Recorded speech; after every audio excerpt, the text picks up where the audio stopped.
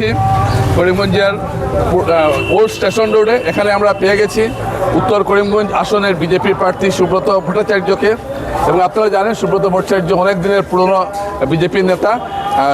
দীর্ঘদিন তিনি প্রায় 10 বছর তিনি শ্রীভূমি জেলা বিজেপির সভাপতি ছিলেন। এবার দল তাকে টিকিট দিয়েছে এমন একটা আসনে, উত্তর করিমগঞ্জ আসনে। এবং এই আসনে এবার আপনারা জানেন ডিলিমিটেশনের পর এই আসনের চরিত্র অনেকটাই বদলে গেছে।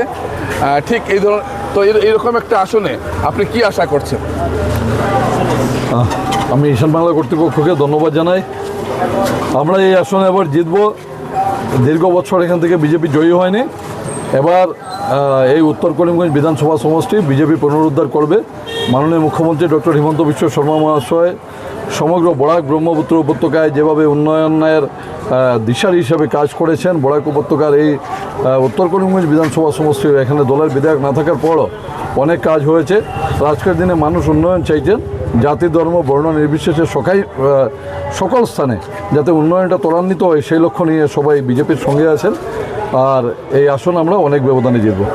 আচ্ছা, এই যে আপনি বলছেন আসনটা অনেক ব্যবধানে জিতবেন, এই আসনে যেখানে সংখ্যালঘু ভোট পায় না হলেও 30 থেকে 40 হাজারের মতো বেশি রয়েছে, তো এরকম একটা আসনে বিজেপি কিভাবে জিতবে? দেখুন, প্রথম কথা হলো 30,000 না 40,000-এর ব্যবধান এই জিনিসটা আজকে পর্যন্ত কেউ আমাকে দেখিয়ে দেয়নি। সবাই যে যার নিজের ইচ্ছায় যা পারছে বলছে। কেউ বলছে 18,000, কেউ বলছে 19,000, কেউ 20,000, কেউ তো একদম 45,000-ও বলছে। তো এই গণনাটা তো ইলেকশন কমিশন গণেনি। তো আমি জানি না এটার ব্যবধান কতটুকু আছে। দল প্রার্থিত্ব দিয়েছে, আমরা নির্বাচনে প্রতিদ্বন্দ্বিতা করছি। শ্রীভূমি জেলা বিজেপির একদম নেতা, বড় বড় জনপ্রতিনিধি, দলের কর্মী সবাই মিলে ঐক্যবদ্ধভাবে এই নির্বাচনে লড়ছেন। এই আসন আমরা পুনরুদ্ধার করব। আর এই যে সংখ্যালঘু ভোটটা কি কংগ্রেসের পৈতৃক সম্পত্তি নাকি? না, ইউডিএফের পৈতৃক সম্পত্তি। আজকের দিনে বিজেপির এই মাননীয় মুখ্যমন্ত্রী মহোদয়ের নেতৃত্বে যে সরকার পরিচালিত হচ্ছে, এই সরকারের জনহিতকর প্রকল্পগুলোকে ইসলাম ধর্মাবলম্বী মানুষরা, তথাকথিত সংখ্যালঘু মানুষ পাননি নাকি? এই বিধানসভা সমষ্টিতে 29,000 অরুণোদয়ের মধ্যে 7,000 অরুণোদয়ের হিতাধিকারী ইসলাম ধর্মাবলম্বী মহিলা আছেন। মহিলা উদ্যমিতা প্রকল্পের মধ্যে 4,000-এর অধিক ইসলাম ধর্মাবলম্বী মহিলা আছেন। আমরা লোকসভা নির্বাচনে 1 লক্ষাধিক ভোট পেয়েছিলাম ইসলাম ধর্মাবলম্বী মানুষের।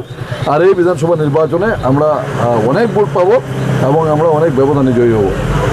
আচ্ছা, এই যে আপনি যেমন সুব্রত ভট্টাচার্য কথাটা বলছেন যে আজ এখন পর্যন্ত কেউ তেমনভাবে গুনে দেখেনি যে কোন জাতিগোষ্ঠীর কত ভোট রয়েছে, এটা একটা প্রচার। তিনি বলছেন যে তিনি জয়ী হবেন এবং তিনি বলছেন যে সংখ্যালঘুদের সরকারি যেসব প্রকল্প, সেসব প্রকল্পের সেইসব প্রকল্প সংখ্যালঘুরা পেয়েছেন, তাহলে বিজেপির আমলে কোনো ধরনের বাদ বিচার করা হচ্ছে না। আচ্ছা, এখানে কংগ্রেসকে আপনি কতটুকু শক্তিশালী বলে মনে করছেন?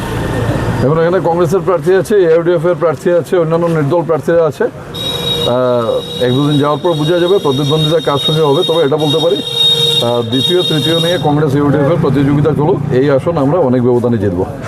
আচ্ছা, আপনি বলছেন এই আসনটা আপনারা অনেক ব্যবধানে জিতবেন, কিন্তু যে প্রশ্নটা আবার ঘুরে ফিরে আসছে যে এখানে কংগ্রেস যে প্রচারটা চালাচ্ছে এবং অনেকগুলো সংখ্যালঘুদের উপর নানা ধরনের কথাবার্তার বিষয়গুলো তারা আনছে, এইসব বিষয়ে আপনারা কীভাবে মোকাবিলা করবেন? 15 বছরে কংগ্রেসের যখন সরকার ছিল, না এই বিধানসভা সমষ্টির জন্য কিছু করেছে, না হিন্দু মানুষের জন্য কিছু করেছে, না ইসলাম ধর্মাবলম্বী মানুষের জন্য কিছু করেছে। ভোট আসলে ভোট বৈতরণী কীভাবে পার হতে হয় এটা নিয়ে ওনারা চিন্তিত থাকেন। মানুষ দেখেছেন বিজেপির 10 বছরের সরকার, আর দেখেছেন বলেই গত লোকসভা নির্বাচনে এখান থেকে 1 লক্ষাধিক মুসলিম ভোট পেয়ে বিজেপির প্রার্থী কৃপানাথ মালা মহাশয় দ্বিতীয়বারের মতো সাংসদ হয়েছেন। মানুষ এখন উন্নয়নের সঙ্গে আছেন, মানুষ উন্নয়ন চান। মানুষ চায় নিজের পরিবারে অন্ততপক্ষে সরকারের সাহায্য কিছু আসুক। মানুষ চায় নিজের বাড়ির সামনে রাস্তাটা পাকা হোক, নিজের বাড়ির পাশে নালাটা পাকা হোক। আর কংগ্রেস সরকারের দ্বারা এটা কোনোদিন সম্ভব নয়, কংগ্রেস সরকারে আসতে পারছেও না। আজকের দিনে এটা নিশ্চিত আছে, বিজেপি জোট 100-র অধিক আসন নিয়ে বিজেপির জোট সরকার হতে চলেছে, আর কংগ্রেস 20-এর নিচে। আপনার কি ফলাফল হবে শ্রীভূমি জেলায়? 3টে বিধানসভা সমষ্টিতে বিজেপি প্রতিদ্বন্দ্বিতা করছে। পাথারকান্দি বিধানসভা সমষ্টি, রাতাবাড়ি বিধানসভা সমষ্টিতে 50-60 হাজার ব্যবধানে বিজেপি প্রার্থীরা জয়ী হবেন। আর এই উত্তর করিমগঞ্জ আসনে আমি অনেক ব্যবধানে জয়ী হব। জোটসঙ্গী যেখানে আছে দক্ষিণ করিমগঞ্জ, জোটসঙ্গীর ব্যাপারে তো বক্তব্য রাখার মালিক আমি নই, তবে কংগ্রেস নিশ্চিহ্ন হবে এই জেলা থেকে, এটা আমি নিশ্চিত আছি। অনেক ধন্যবাদ আপনাকে।